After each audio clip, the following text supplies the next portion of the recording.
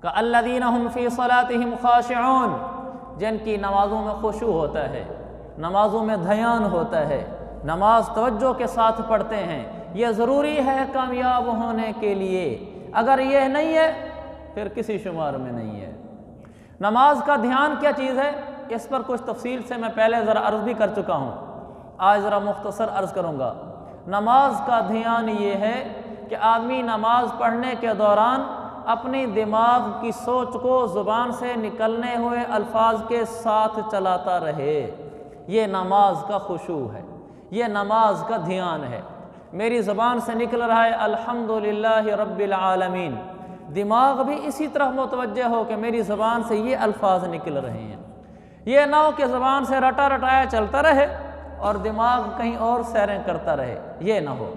اور یہ محنت سے ہوتا ہے اور ہو جاتا ہے، یہ کوئی مشکل نہیں، اس کے لیے عالم فاضل ہونا بھی ضروری نہیں، اس لیے کہ لفظوں پہ دھیان رکھنا ہے، معنی پہ دھیان رکھنا تو اگلی بات ہے۔ لفظوں پہ بھی دھیان ہو تو بھی علماء نے لکھا ہے یہ خشوع کے ساتھ نماز پڑھنے والا ہے۔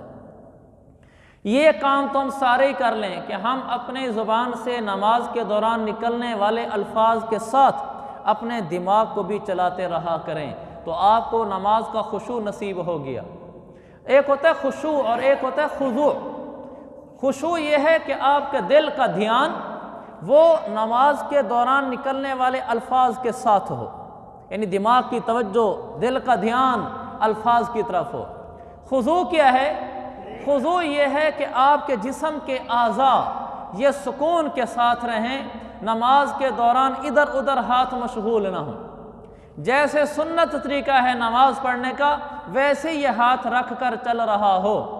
اللہ کے نبی علیہ السلام نے ایک آدمی کو دیکھا نماز کے دوران داڑھی سے کھیل رہا تھا، تو آپ نے فرمایا اگر اس آدمی کے دل میں دھیان ہوتا لخشعت جوارحہ، تو اس کے اعضاء میں بھی سکون ہوتا۔ اگر اس کے دل میں دھیان ہوتا نماز کا، اس کے اعضاء میں سکون ہوتا، یہ پھر نماز کے دوران داڑھی سے کپڑوں سے نہ کھیلتا۔